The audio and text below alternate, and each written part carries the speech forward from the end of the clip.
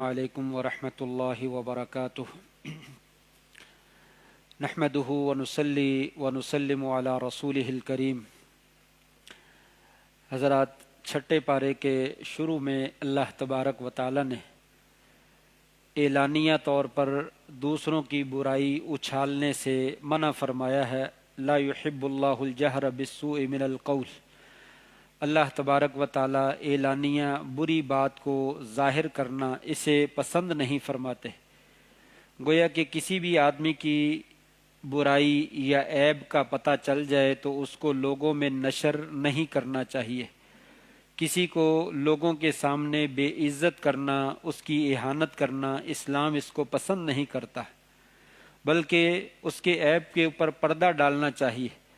मन सतरा अखीही सतरहुल्लाहु यौमल क़ियामह, या बाज़ रिवायत में मन सतरा औरत अखीही, जो अपने भाई के ऐबों पे पर्दा डालता है अल्लाह तबारक व ताला क़यामत के दिन उसके ऐबों पे पर्दा डालेंगे।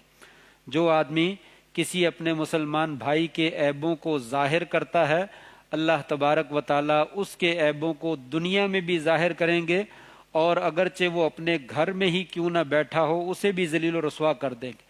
लिहाजा इंसान को हत्तुल इम्कान कोशिश करनी चाहिए कि लोगों के ऐब लोगों के सामने बयान न किए जाएं। यही गीबत भी कहलाती है। ज़िक्र का अखा का बिमा यकरह, आप अपने भाई का उन अल्फाज में तज़करा करें जिनको वो नापसंद करता है। ये गीबत है और गीबत से आपने मना फरमाया है। इल्ला मन ज़ुलिम, हाँ एक शक्ल में अल्लाह ताला ने इजाज़त दी है कि इंसान ज़ाहिर कर सकता है। अगर इंसान मजलूम है और उसने इसके ऊपर जुल्म किया है, अपने जुल्म का बदला लेने के लिए या अपने जुल्म में इंसाफ लेने के लिए अगर वो किसी के सामने जाकर कोई बात जिक्र करता है तो ऐसा करने की उसके लिए गुंजाइश जो है वो मौजूद है। जैसा कि सूरत मुजादला में एक बंदे ने अपनी बीवी से जिहार कर लिया, और ज़माना जाहलियत में जिहार जो है वो तलाक के कायम मुकाम होता था कि तलाक हो गई। वो बीवी जो है वो नबी अकरम सल्लल्लाहु अलैहि वसल्लम के पास शिकायत लेकर आई कि मेरा क्या कसूर है, मेरे खावंद ने अगर कोई गलत जुमला बोला है तो सज़ा उसको मिलनी चाहिए। ये अल्लाह तबारक व ताला ने सारा मुकालमा जिक्र किया और उस औरत के ऊपर कोई कदगन नहीं लगाई, उसके ऊपर कोई एतराज़ नहीं किया कि तूने अपने शौहर की बुराई को क्यों बयान किया, इसलिए कि वो औरत मजलूम थी। इसी तरीके से नबी करीम सल्लल्लाहु अलैहि वसल्लम के ज़माने में एक आदमी, उसका पड़ोसी जो था उसको तंग करता था, तो उसने आकर नबी करीम सल्लल्लाहु अलैहि वसल्लम से शिकायत लगाई, या रसूल अल्लाह वो मुझे तंग करता है। आपने उसे सब्र करने की तलकीन फरमाई। वो फिर दोबारा आ गया, दूसरी मरतबा फिर आपने सब्र की तलकीन फरमाई। वो तीसरी मरतबा जब आया तो आप सल्लल्लाहु अलैहि वसल्लम ने फरमाया, मेरे भाई तो अपना सामान घर से निकालो और बाहर सड़क पे रख दो। उसने सामान निकाला और सड़क पे रख दिया। करीब से गुजरने वाले उससे हर बंदा ही पूछता क्या हुआ, वो कहता मेरा पड़ोसी जो है मुझे तंग करता है, मैंने सामान बाहर निकाल। वो हर कोई गुजरता और लान तान करता और उसको मलामत करता और गुजर जाता। थोड़ा ही अरसा गुजरा, वो आदमी खुद ही आया और उससे मिन्नतल्ला किया और माफ़ी मांगी और कहा अपना सामान घर में रखो, मैं तुम्हें कुछ नहीं कहता। इससे मालूम हुआ कि अगर मजलूम आदमी अपने इंसाफ के लिए किसी के पास अपनी कोई बात जिक्र करता है तो उसके लिए गुंजाइश मौजूद है। लेकिन एक आदमी को वैसे ही किसी के ऐब का पता चल जाता है तो इंसान को हत्तल इम्कान कोशिश करनी चाहिए उस पर पर्दा डाले और अलहदगी में तन्हाई में जाकर उसको समझाए कि आपकी ये बात, आपका ये अमल जो है ये अच्छा नहीं है, इसको ख़त्म करने की कोशिश करो। इस तरीके से इस्लाह भी हो जाती है और ऐबों पे पर्दा भी पड़ जाता है और अल्लाह तबारक व ताला खुश भी हो जाते हैं। उसके बाद अल्लाह तबारक व ताला ने जिक्र किया अहले किताब का, यहूद व नसारा का, बिलखुसूस यहूदियों का। यसअलुका अहलुल किताब अन तुनज़्ज़िल अलैहिम किताबम मिनस समा। ये यहूदी आपसे, ईसाई आपसे सवाल करते हैं कि आसमान से इनके ऊपर कोई किताब नाजल कर दो। अगर किताब नाजल करोगे तो हम ईमान ले आएंगे, अगर किताब नाजल नहीं करोगे तो हम नहीं ईमान लाते। अल्लाह ताला फरमाते हैं नबी घबराने की जरूरत नहीं है। फ़क़द सअलू मूसा अकबर मिन ज़ालिक, मूसा अलैहिस्सलाम से इस कौम ने इससे भी बड़े सवाल किए थे। आपको तो ये छोटा सा ही मामला कहा है ना कि किताब लेकर आओ, मूसा अलैहिस्सलाम से तो बहुत बड़ी बात कही थी कि हम उस वक़्त तक ईमान नहीं लाएंगे जब तक अल्लाह को हम देख नहीं लेते, हमें पहले अल्लाह दिखाओ फिर हम ईमान लाएंगे। तो कहा अल्लाह तबारक व ताला ने इनके ऊपर कड़क का और बिजली का अजाब नाजल किया और इनको गिरफ्तार कर लिया। फिर उसके बाद इनको माफ़ कर दिया, लेकिन ये फिर बाज नहीं है। इन्होंने, अल्लाह ताला ने फिरौन से निजात अता फरमाई, आगे चल के कहा बछड़े को माबूद बना लिया कि जिस तरह लोग बुतों की पूजा करते हैं हम भी करना चाहते हैं, बछड़े को माबूद बना लिया। अल्लाह ने उस पर पकड़ फरमाई, फिर बाज नहीं है। अल्लाह ताला ने कहा हफ्ते के दिन आपने मछली का शिकार नहीं करना, لیکن یہ ہفتے کے دن جو ہے وہ گڑھا کھود کر مچھلیاں اس میں جمع کر لیتے اور اتوار کے دن گرفتار پکڑ لیتے ان کو. کہا اس میں بھی انہوں نے نافرمانی کی. پھر اللہ تعالیٰ نے ان سے کہا کہ بیت المقدس میں جو ہے قولوا حطۃ نغفر لکم، اور سجدے کی حالت میں حطۃ کہتے ہوئے جا گزر جاؤ. یہ سجدے میں جانے کی وجہ اپنی سرینوں کے بل گھسٹتے ہوئے جو ہے وہاں پہ داخل ہوئے، اور حطۃ کہنے کی بجائے حنطۃ کہا. اور پھر مریم علیہ السلام کے اوپر الزام لگایا اور عیسیٰ علیہ السلام کو قتل کرنے کا دعویٰ کیا. اے نبی کریم صلی اللہ علیہ وسلم، ان یہود و نصارہ کی باتوں سے آپ گھبرائیے نہیں. یہ اس سے پہلے بھی اسی طرح کے کام کرتے رہے. ان کی سرشت میں اور ان کی عادت میں یہ لکھ رکھا ہے، یہ نبیوں کی مخالفت ہی کرتے ہیں. انہوں نے نبیوں کو قتل کیا، نبیوں کو تنگ کیا اور طرح طرح کے فتنے جو ہے وہ چھوڑے ہیں. لہٰذا ان کی باتوں کا برا محسوس نہ کیجیے، آپ اپنے کام میں جو ہے وہ لگے رہیے. پھر اس کے بعد اللہ تبارک و تعالیٰ نے یہودیوں کے اس عمل کی شدت کے ساتھ جو ہے وہ تردید کی. گویا کہ یہ قول یہودیوں کا ہے. یہودیوں نے کہا، قرآن مجید کہتے ہیں کہ ہم نے عیسیٰ علیہ السلام کو قتل کر دی. اللہ تعالیٰ فرماتے ہیں وما قتلوہ وما صلبوہ ولکن شبہ لہ، انہوں نے قتل بھی نہیں کیا اور سولی پہ بھی نہیں لٹکایا. یہ صلیب بنائی ہوئی عیسائیوں نے بھی یہودیوں کے پیچھے لگ کر کہ یہودیوں نے کہہ دیا ہم نے عیسیٰ علیہ السلام کو قتل کر لیا اور انہوں نے مان لیا. اللہ تعالیٰ فرماتے ہیں بالکل قتل نہیں کیا، بلکہ بل رفعہ اللہ الیہ، اللہ تعالیٰ نے اس کو اپنے پاس بٹھا لیا اور قیامت کے نزدیک جو ہے اس کو اتاریں گے. جیسا کہ صحیح احادیث میں بھی موجود ہے، عیسیٰ علیہ السلام آئیں گے اور اس امت میں آ کر جو ہے وہ عدل و انصاف کو جو ہے وہ بھریں گے اور دشمنوں کو جو ہے وہ قتل کریں گے، دجال کو قتل کریں گے اور فتنے جو ہے وہ ختم کریں گے.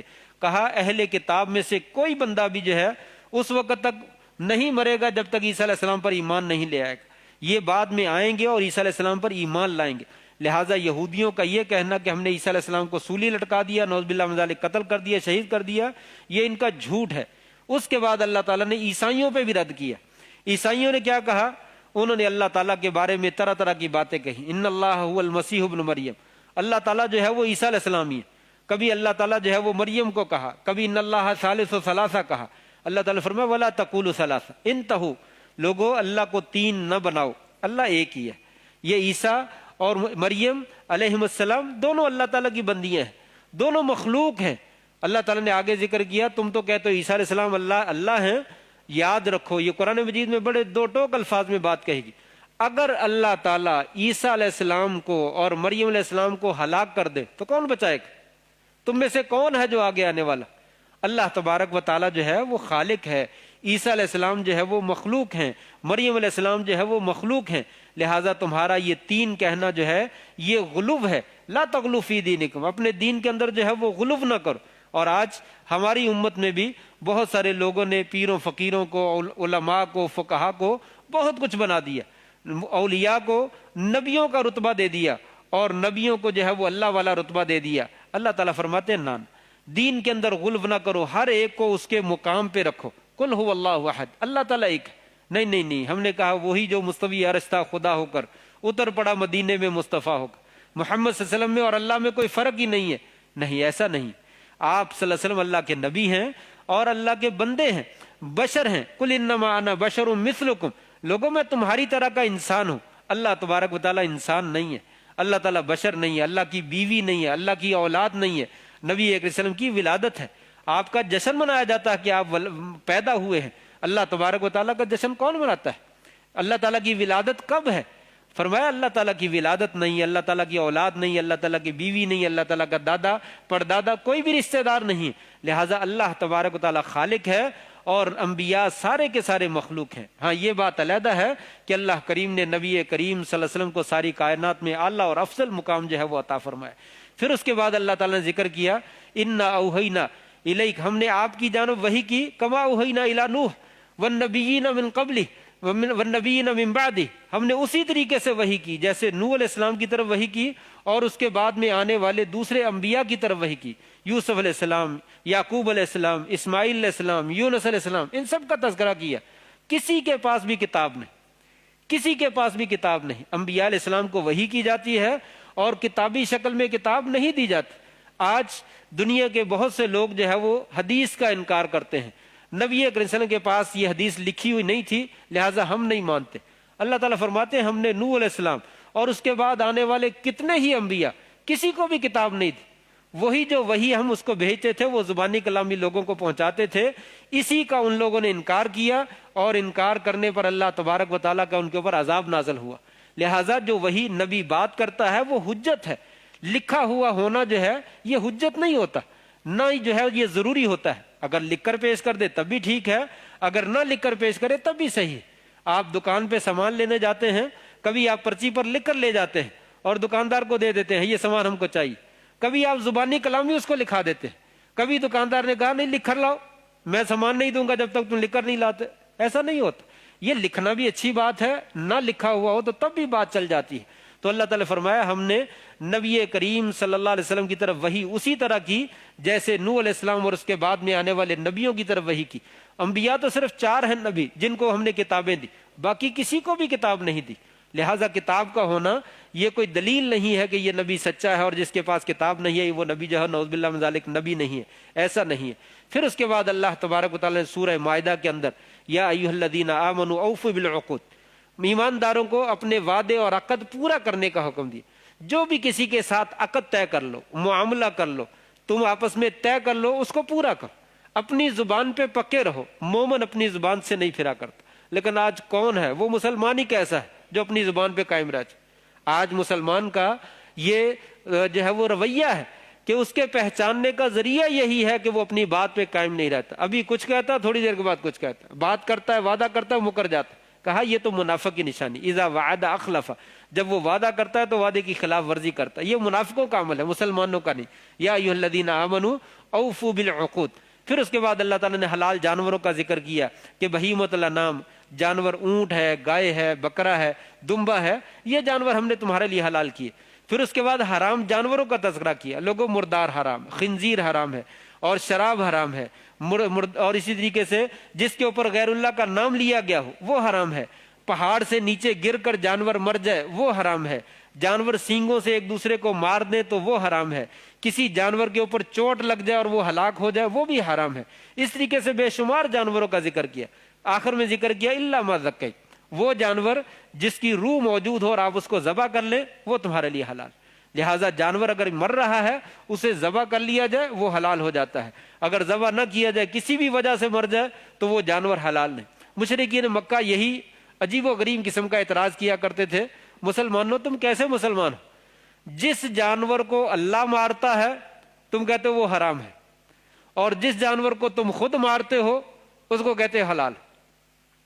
یہ دشمنان دین کے اعتراضات ہوتے اس طرح کے، جس جانور کو اللہ نے مار دیا اس کو تم نے حرام کہہ دیا، یعنی جو اپنی طبی موت مر گیا، اور جس کو تم نے ذبح کر لیا چھری کے ساتھ تم نے خود مارا ہے تم کہتے ہو اس کو حلال ہو گیا، یہ حلال ہو گیا۔ حالانکہ کتنی سیدھی سی بات ہے کہ جانور جو مرتا ہے وہ کسی بیماری کی وجہ سے مرتا ہے، اس کا خون جسم میں رک جاتا ہے اور اس میں بیماریاں جو ہے وہ پیدا ہو جاتی ہیں، وہ گوشت انسان کی صحت کے لیے صحیح نہیں ہوتا، اور جب ذبح کر لیا جاتا ہے اس کا گوشت جو ہے وہ بہترین ہوتا ہے، انسان کی صحت کے لیے بہت ہی عمدہ قسم کا ہوتا ہے، اور اللہ تعالیٰ نے اسی جانور کو جو ہے وہ حلال قرار دی۔ اور پھر اس کے بعد اللہ تبارک تعالیٰ نے ذکر کیا لوگوں اہل کتاب کا کھانا تمہارے لیے حلال ہے، یہود و نصارہ اگر وہ کھانا پکائیں تو ان کا کھانا تمہارے لیے حلال ہے، بشرطے کہ جانور جو ہے وہ صحیح اسلامی طریقے سے ذبح کیا ہو۔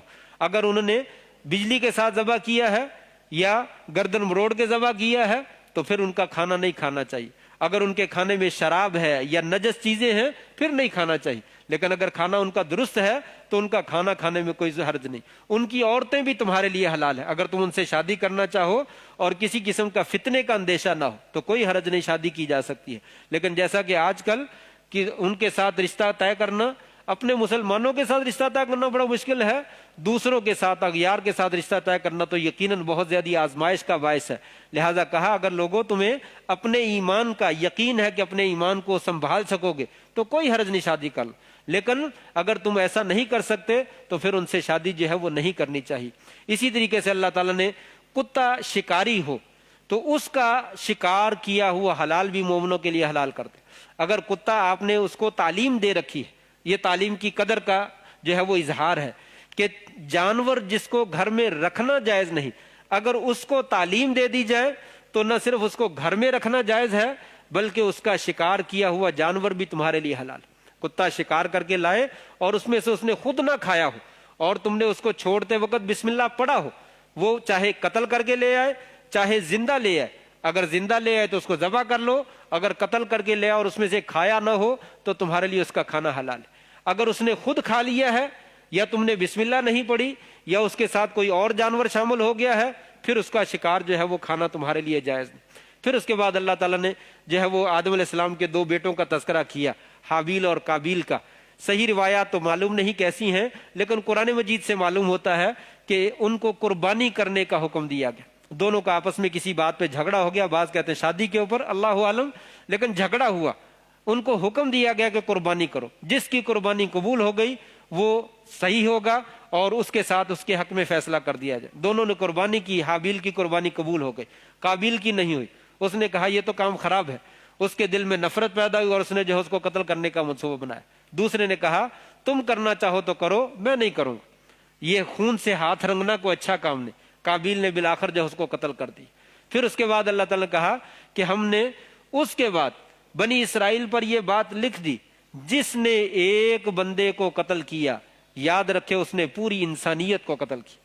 یہ خون سے ہاتھ رنگنا کوئی آسان کام نہیں ہے۔ جس نے ایک بندے کو قتل کیا گویا کہ اس نے پوری انسانیت کو قتل کیا، اور جس نے ایک بندے کی جان بچائی اس نے جو ہے وہ پوری انسانیت کی جان بچائی۔ ایک حدیث میں بھی آتا ہے آپ صلی اللہ علیہ وسلم نے فرمایا کہ قابیل کے بعد جتنے بھی دنیا میں قتل ہوتے آ رہے ہیں ان سب کا گناہ جو ہے وہ قابیل کو بھی پہنچے گا، ہر قتل کرنے والے کو بھی ملے گا، اور سب کا گناہ جو ہے وہ قابیل کے سر پر بھی ڈالا جائے گا۔ کیوں؟ سب سے پہلے وہی قتل کا جرم جو ہے وہ شروع کرنے والا تھا۔ گویا کہ معاشرے میں کوئی بھی آدمی برائی کو شروع کرتا ہے تو جتنے بھی لوگ اس پر عمل کرتے ہیں ان سب کا وبال جو ہے اس کے اوپر بھی ڈالا جاتا ہے۔ بالکل ایسے ہی اگر کوئی اچھائی کی بات بتلاتا ہے تو لوگ اس کو سن کر اچھے کام شروع کر دیتے ہیں، تو سب کا اجر جو ہے وہ اچھی بات بتلانے والے کو ملتا ہے۔ اسی طریقے سے برا عمل کرنے والے کو بھی سب کا گناہ جو ہے اس کے سر کے اوپر جو ہے وہ ڈال دیا جاتا ہے۔ اس کے بعد اور بھی بہت ساری باتیں ہیں، اسی پہ اکتفا کرتے ہیں۔ اللہ تبارک و تعالی ہمیں قرآن مجید کو صحیح سمجھ کر اس کے مطابق عمل کرنے کی توفیق عطا فرمائے۔